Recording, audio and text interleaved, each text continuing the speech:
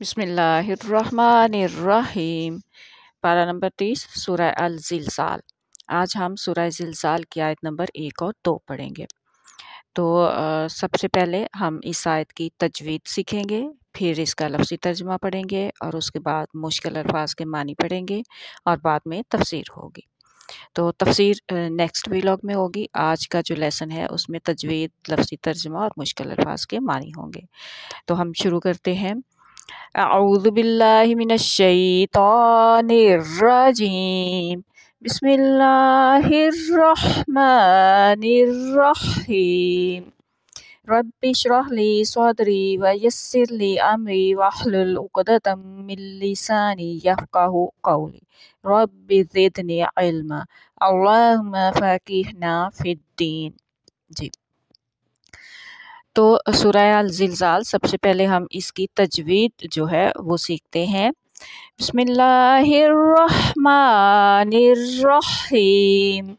इज़ा ज़ुलज़िलतिल अर्ज़ु ज़िलज़ालहा। अब इज़ा ज़ुलज़िलतिल अर्ज़ु, इज़ा नहीं पढ़ेंगे, इज़ा नहीं पढ़ेंगे, इज़ा इज़ा। एक तो ये कि इज़ा अलिफ यहाँ पर जो है ये अलिफ मद्दा है।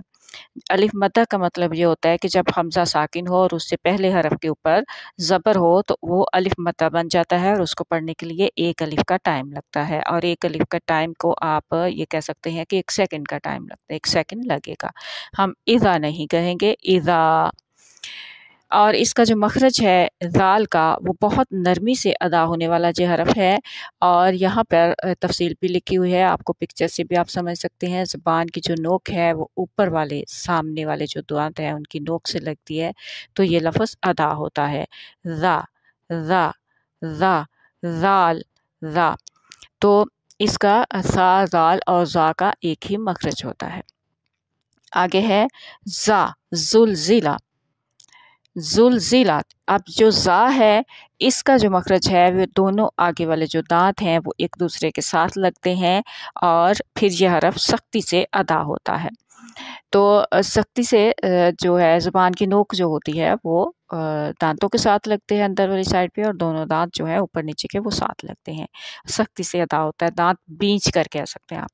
तो दांत बींच कर इस तरह से मिसाल ले सकते हैं कि जैसे जब आपको गुस्सा चढ़ा होता है और आप गुस्से में किसी को डांटते हैं तो आप दांत बींच के जैसे डांटते हैं, तो उसी तरह से ये हरफ जो है वो अदा होता है। ज़ा ज़ा ज़ा। सीटी सी की आवाज़ भी थोड़ी सी आती है इसमें। ज़ा। इज़ा ज़ुलज़िला, इज़ा ज़ुलज़िला। जी, आगे है ज़ात, ज़ुलज़िलातिल अर्ज़ु, ज़ुलज़िलातिल अर्ज़ु। और ज़ात जो है ये अरबी के जो हरूफ हैं, हरूफ तहज्जी, सबसे मुश्किल लफ्ज़ है अदा होने के लिए। लेकिन मैं आपको बहुत सबसे आसान तरीका इसका बताऊंगी। ये है कि ये जो ज़ाद है ये इसकी ज़ुबान की जो साइड होती है, एक साइड ज़ुबान की नोक जो है वो ऊपर वाले जो दांत हैं उनकी अंदर वाली साइड पे लगती है, और ज़ुबान की एक साइड जो है वो दाढ़ों के साथ लगती है, पीछे वाले जो दांत हैं दाढ़ें। चाहे वो दाएं तरफ से आपकी ज़ुबान उसको लग रही हो दाढ़ों को या बाएं तरफ से लग रही हो, एक साइड से लग रही होती। लेकिन इसका सबसे आसान तरीका जो है वो ये है कि इस तरह आपको बहुत मुश्किल लगेगा, आपने बारी आवाज़ निकालनी है, मोटी आवाज़, मुंह में हवा भर के मोटी सी आवाज़ आपने निकालनी है, जितनी भी मोटी बारी आवाज़ आप निकाल सकें। जब आप इस तरह से उसकी चंद बार ही प्रैक्टिस करेंगे तो उसके बाद जब गौर करेंगे तो आपको पता चलेगा कि खुद ब खुद ही आपकी जो ज़ुबान की साइड है वो दाढ़ों के साथ लग रही है। बस आपने उसको मोटा बारी आवाज़ के साथ पढ़ने की कोशिश करनी है, जैसे लॉद ज़ॉद ज़ॉद। अच्छा, ज़ॉद जो है इज़ा ज़ुलज़िलतिल अर्ज़ु, अर्ज़ु अर्ज़ु। अच्छा, जहाँ पे रा जो है ये भी मोटी पढ़ी जाती है। रा का पहले भी बताया कि ज़बर के साथ और पेश के साथ मोटी पढ़ी जाती है, लेकिन ज़ेर हो उससे पहले तो वो बारीक पढ़ी जाती है। अर्ज़ु अर्ज़ु। तो अच्छा, यहाँ पर एक बात और याद रखें कि अगर आपको किसी भी हरफ का मखरज नहीं पता तो आप इस तरह से करें। उसका मखरज पता करने का सबसे आसान तरीका है कि आप उस हरफ को साकिन कर दें और उससे पहले हमज़ा लगा के उसके ऊपर ज़बर लगा दें। تو جہاں پہ اس لفظ کی پھر اس لفظ کو ادا کریں، جہاں پہ آپ کی آواز جو ہے وہ رک رہی ہوگی، اس وقت آپ کی زبان جہاں لگ رہی ہوگی یا آپ کا تالو کے ساتھ یا جو بھی ہے آپ کے منہ کا جو ہوگا وہاں پہ آواز رکنے کا جہاں پر آپ کا عمل ہوگا وہی اس کا مخرج ہوگا اس حرف کا۔ تو جیسے از، از، آپ از بولیں، زبان جو ہے وہ آپ کے اوپر والے جو دانت ہیں ان کی نوک کے ساتھ آپ کی زبان کی نوک لگ رہی ہے، آپ اس طرح پڑھ کے دیکھیں از، از۔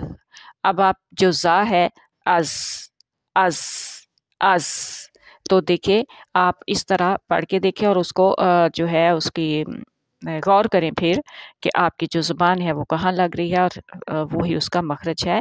اس طرح کسی بھی حرف کا مخرج پتہ کر سکتے ہیں۔ اور اس طرح ایف، آف، آف۔ اب دیکھیں تینوں کی آواز میں کیا فرق ہے، if, is, of, if, is, of. تو اب ایک دفعہ دوبارہ اس کو پڑھتے ہیں، بسم اللہ الرحمن الرحیم، اذا زلزلت الارض زلزالها۔ اب یہاں پہ زلزا، زلزا، یہاں پر بھی الف مدہ ہے، زا کے اوپر زبر ہے اور الف جو ہے وہ ساکن ہے حمزہ، تو اس کو جو ہے یہاں پر بھی ایک الف کا وقت یعنی 1 سیکنڈ کا وقت لگے گا اس کو پڑھنے میں۔ اذا زلزلت الارض زلزالها، زلزالها، زلزلت الارض، ارض، ارض۔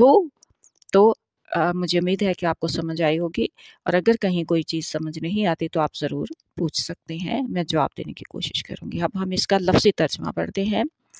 اذا، جب، زلزلت، پوری شدت سے ہلائی جائے گی، پوری شدت سے ہلا دی جائے گی، ارض، زمین، زلزالہ، اس کا شدت سے ہلایا جانا، زلزالہ، شدت سے ہلایا جانا، ہا، اس کا، ہا جو ہے اس کی طرف اشارہ کس کا، پیچھے جو لفظ کیا استعمال ہوا، زمین، تو ہا جو ہے یہ زمین کی طرف اشارہ کر رہا ہے کہ زمین جو ہے وہ پوری اس کا پوری شدت سے ہلایا جائے گا، ہا، اس کا، اس کا، اس کا کس کا، یہ اس کا جو ہے وہ زمین کی طرف اشارہ کر رہا ہے۔ جب پوری شدت سے ہلا دی جائے گی زمین، اس کا سخت ہلایا جانا۔ اب ہم مشکل الفاظ کے معنی دیکھتے ہیں۔ زلزلات، زلزلات، اور جب ہم کہیں وزلزل اللہ الارض زلزلتاً، یا ہم کہیں وزلزالاً، یا پھر ہم کہیں وزلزالاً، یا کہیں وزلزالاً، ان سب کے جو معنی ہیں وہ ہیں ارجفاہا، اور ارجفا جو ہے عربی میں ان سب کے معنی ارجفا، اور اردو میں اس کے معنی ہے کہ اللہ تعالیٰ نے زمین کو ہلا دیا۔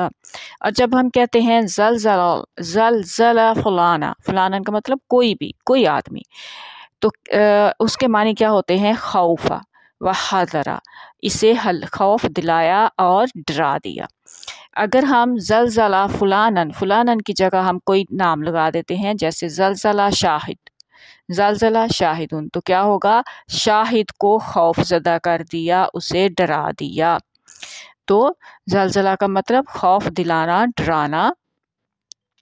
اور جب ہم کہیں زلزل الابل، ابل کا مطلب ہوتا ہے اونٹ، تو اس کے معنی ہوتے ہیں اونٹوں کو مار کوٹ کر چلایا، مار کوٹ کر، یہ مار کوٹ کا مطلب بھی کیا ہوگا، خوف دلا کر، مار کر، سختی کر کے انہیں چلایا، آگے کیا۔ اور الزلزلو کے معنی ہے الشدائد والاحوال، یعنی سختیاں اور خوف۔ تو یہ ان تمام حروف کے معنی ہیں۔ مجھے امید ہے آپ کو سمجھ آئی ہوگی۔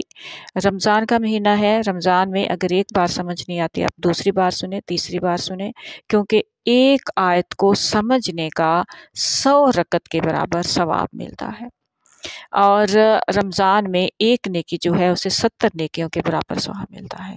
تو آپ خود سوچئے کہ سادہ پڑھنے کی نسبت اس کو سمجھنا کتنا اللہ تعالیٰ کے ہاں مقرب ہے اور اسے کتنا پسند ہے اللہ تعالیٰ، اور سمجھنے کا مطلب ہوتا ہے ہم اس پر عمل کریں۔ تو اللہ تعالیٰ ہم سب کو بہترین عمل کرنے کی توفیق عطا فرمائے، لیکن عمل اسی وقت ہوتا ہے جب ہم اس کو سمجھیں گے۔ جب تک ہمیں کسی چیز کا علم نہیں ہوتا ہم اس پر عمل نہیں کر سکتے۔ اللہ تعالیٰ ہم سب کو سمجھنے اور عمل کرنے کی توفیق عطا فرمائے، آمین۔ السلام علیکم ورحمۃ اللہ وبرکاتہ۔